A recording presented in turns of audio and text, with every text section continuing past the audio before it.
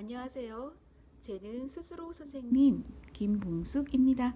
스스로 수학 오늘은 2등급에서 더해서 두 자릿수가 되는 덧셈 그리고 두 자릿수에서 빼는 뺄셈의 원리를 학습하는 교재예요.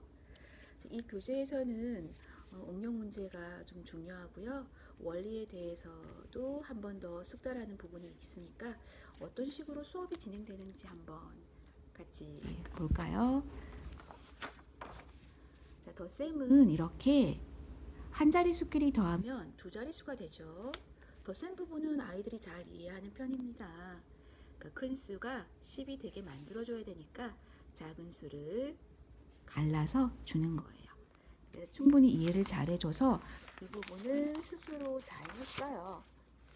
자, 이번에 빼기가 문제였는데 지금 초등학교 저학년 친구들은 두 가지 방법을 학교에서 배워요.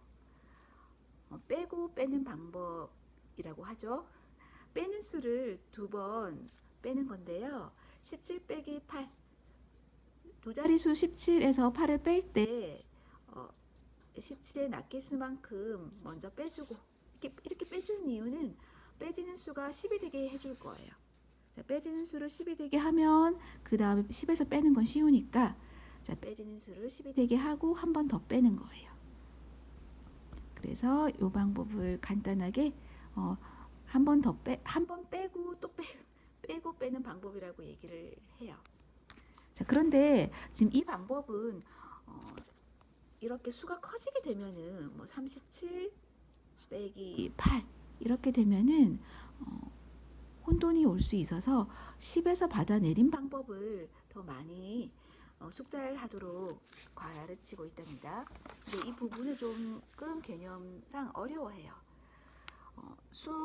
나무 토막을 이용해서 10개를 만든 다음에 그 10개에서 빼고 더하는 방법을 직접 보여주고요. 보여주고 나서 이 그림을 또 한번 설명을 합니다. 10개, 7개. 그래서 여기서 17이라는 거에서 8개를 가져가야 되죠. 근데 여기서 가져가는 게 아니라 10개 묶으면서 8개를 가져가는 거예요. 10개 묶으면서 8개를 가져가면은 2개가 남죠. 그리고 원래 이 수는 17개였으니까 아까 있었던 보라색 7개 수를 다시 더해주는 거예요. 자, 10에서 먼저 빼고 남은 수 낱개는 다시 더해줍니다. 그래서 이 방법을 간단하게 이번에는 10 묶음에서 빼고 남은 낱개수와 더하는 방법도 배워보자 하면서 차근차근 풀어서 쓰는 풀이식을 할 수 있게끔 도와준답니다. 처음엔 도와주지만 나중에는 스스로 원리를 깨치고 스스로 할 수가 있게 돼요. 근데 보통 아이들이 이렇게 생각하는 게 어려워서 그런지 실제로 뺄셈할 때는 이 방법을 더 많이 이용을 하는 것 같아요. 낱개수를 빼서 10으로 만들고 다시 한번 빼는 방법. 근데 이게 만약에 익숙해지면은 두 자릿수에서 그냥 빼서 답이 나오게 되면은 그걸 바로 더해도 되니까 두 가지 방법 중에 본인이 더 편한 방법을 하는 것도 괜찮을 것 같아요. 교재가 다양하게 지루하지 않게끔 다양하게 구성이 되어 있어요. 빼기 8을 할 때 빼진 수는 다르지만 8을 뺄 때는 10에서 8을 빼고 그 남은 수를 더하니까 계속 2를 더해주면 되는구나. 설명은 이렇게 해요, 제가. 하지만 이 설명을 귀담아 듣지 않는 학생이 많다는 거. 자기 식대로 많이 푸는데 어느 순간 풀다가 보면은 선생님 이렇게 해서 2를 더해주는 거라고 똑같은데요? 라고 마치 스스로 아는 것처럼 얘기할 때가 많아요. 어떻게 보면 스스로 깨친 거라고도 할 수가 있죠. 선생님은 처음부터 교재 내용대로 설명을 2달 전부터 했는데 2달 뒤에 어느 날 선생님 저 뭐 새로운 거 발견했어요. 여기에 10에서 8 빼고 남은 2만 더해주면 돼요.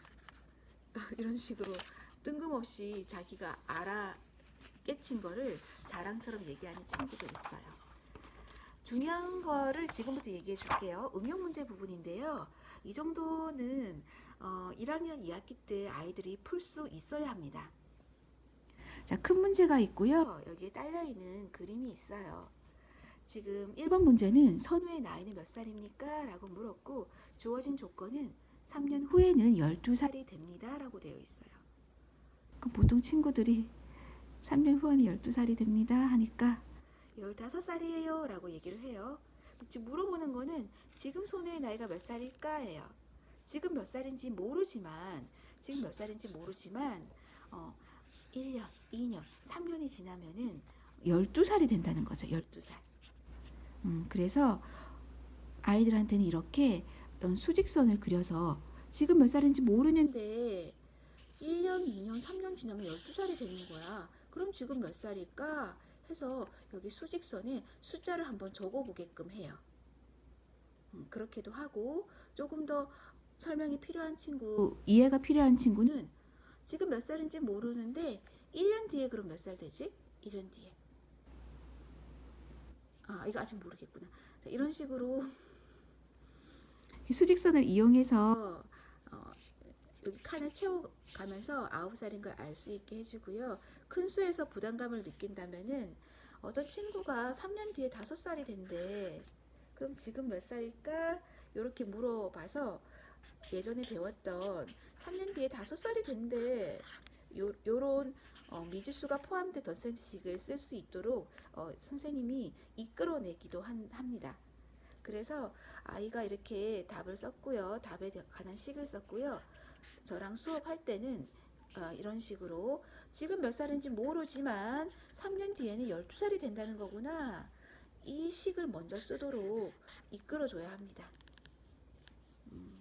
그래서 선우의 나이를 잘 구했기 때문에 그 뒤에 잇따라 오는 종원이 나이도 구할 수 있었고 서민이 나이도 구할 수 있었습니다.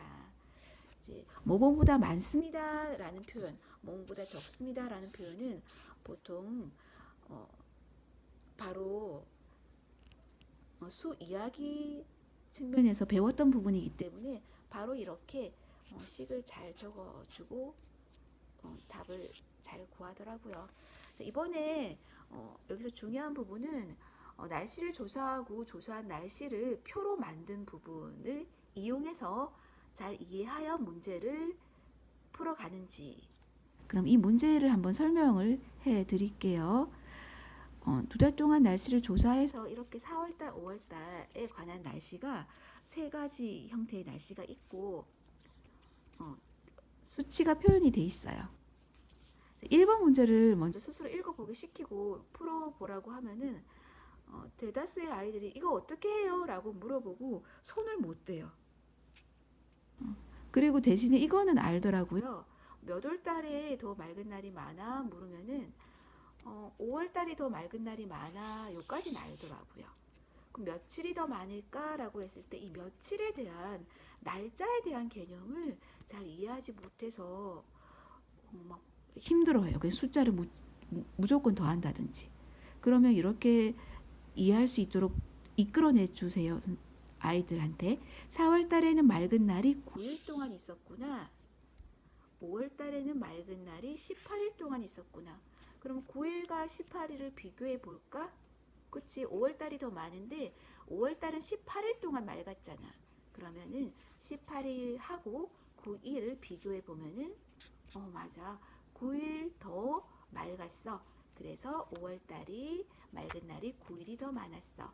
9일, 며칠이 더 많았어. 만약에 이 친구가 한자를 배웠다면 조금은 더 며칠이라는 개념에 대해서 이해하기가 더 쉬웠을 수 있어요. 일이라고 하는 거는 날짜를 나타내는 날일, 그리고 해를 나타내는 해일, 이렇게 뜻이 있거든요. 아무튼 자, 그래서 2번 문제도 스스로 풀 수 있었습니다. 자, 1번 문제에 대한 이해를 스스로 했기 때문에 70% 정도 이해한 다음에는 아이가 이 문제에 관해서는 스스로 식을 쓰고 풀 수 있어야 됩니다. 근데 이걸 못한다면은 지체 없이 복습, 다음 주에 이 문제를 한 번 더 풀리도록 해야 됩니다. 2달 동안 비 온 날은, 이건 구두로 저와 얘기했어요. 그럼 2달 동안 비 온 날이 모두 며칠이지? 했더니 바로 이렇게 더해서 12일이라고 얘기를 해줬기 때문에 수업이 마무리가 되었습니다. 자, 수업은 짧은 10분 10분, 11분 정도인데요. 연산 부분에 대해서는 개념을 짚어주고 이런 부분은 스스로 풀 수가 있으니까. 그리고 응용 문제에 대해서는 이렇게 식을 잘 이해하는지, 주어진 조건을 어떤 식으로 받아들이는지. 이거를 문해력이라고 하기에는 조금 좀 지나친 감이 있어요. 왜냐하면은 너 3년 후에 10살 된다, 너 3년 후에 9살 된다, 이런 표현을 생활에서 했더라면은 조금은 더 이해할 수는 있거든요. 그래서 이런 부분, 그리고 날씨에 대한 개념. 오늘 며칠이지 했을 때 오늘은 1월 31일이에요. 오늘은 1월 30일이에요. 이렇게 말할 수 있는지. 날짜, 달력에 관한 그런 기본적인 지식이 조금 있었을 때. 그리고 표를 볼 수 있는지. 이 표는 4월과 5월에 관한 날씨에 관한 표이고, 날씨가 모두 세 가지 종류로 되어 있고, 얼마 동안 날씨가 그랬는지 수치로 표현되어 있어요. 이 표를 잘 이해해서 식으로 표현할 수 있는지에 대한 부분을 수업 시간에 같이 배워 나갑니다. 결국 공부는 스스로 하는 거기 때문에요.